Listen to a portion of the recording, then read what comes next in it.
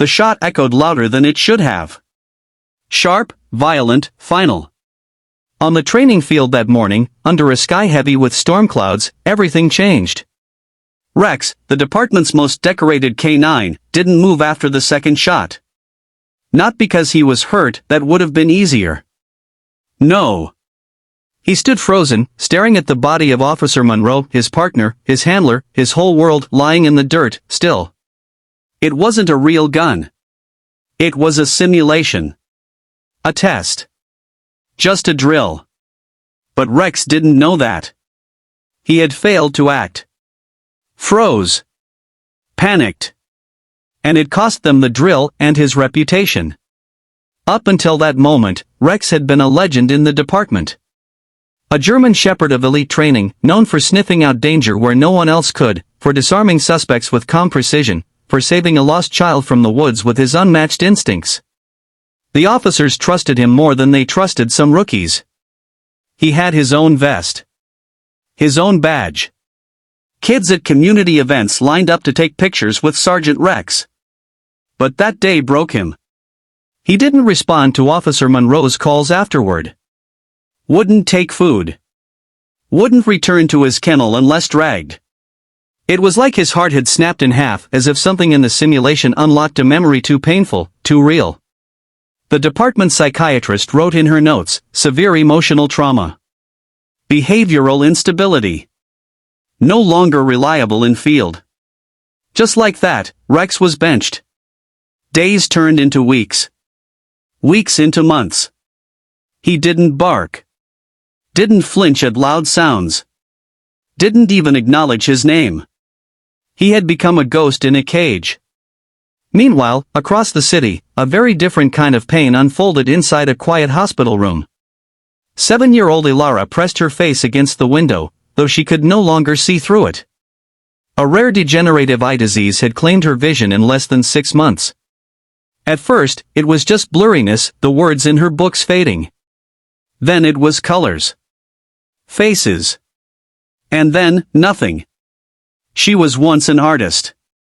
A child who painted skies, imagined animals with wings, made birthday cards for every neighbor. Her room used to explode with crayons and color.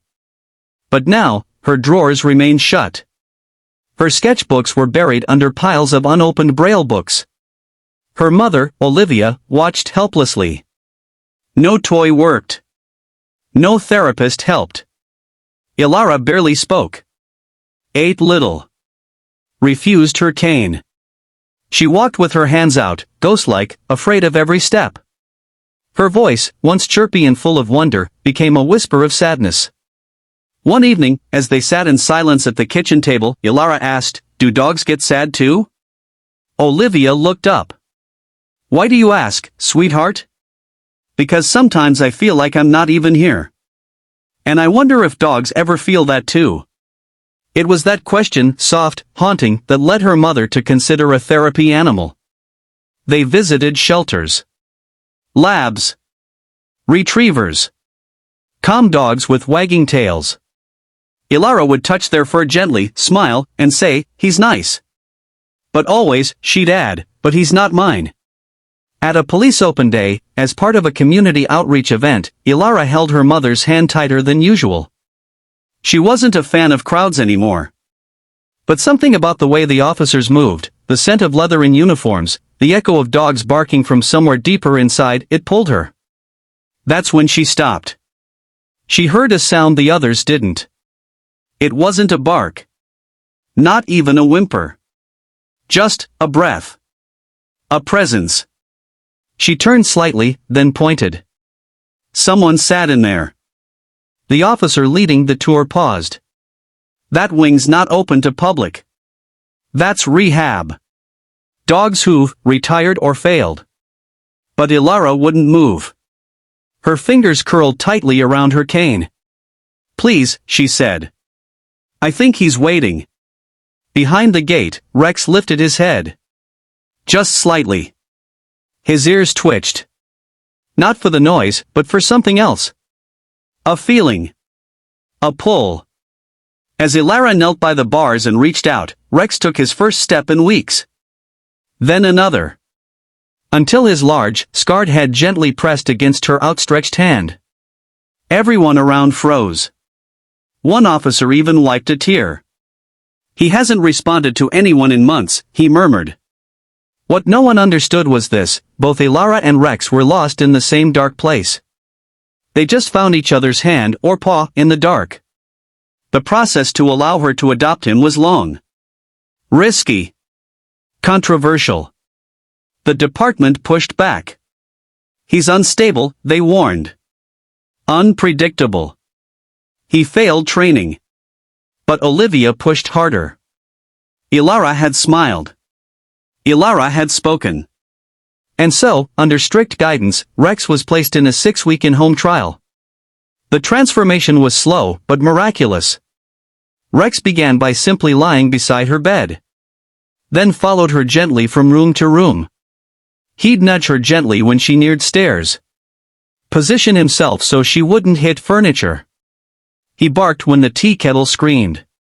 Sat beside her as she learned Braille, his head on her lap. One night, Elara whispered to him, "I used to be able to draw the stars. I miss them." Rex licked her hand, then placed his paw over her palm as if to say, "I remember them too." Their bond became unshakable. Olivia watched in awe.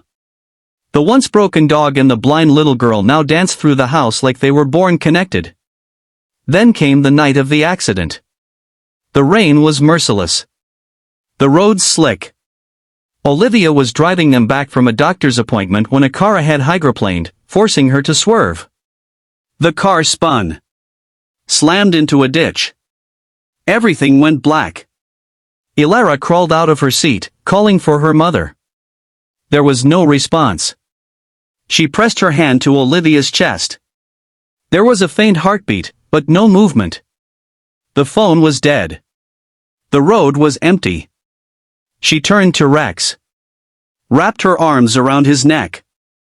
"You have to go," she said. "Find someone. Please." Rex hesitated only for a moment. Then bolted into the storm. It took him 20 minutes to find the patrol car and 2 leaps to land on its hood. The officer, startled, opened his door. "Rex," he gasped. The dog barked once, urgently, then ran, stopping only to make sure the car followed. They reached the crash just in time.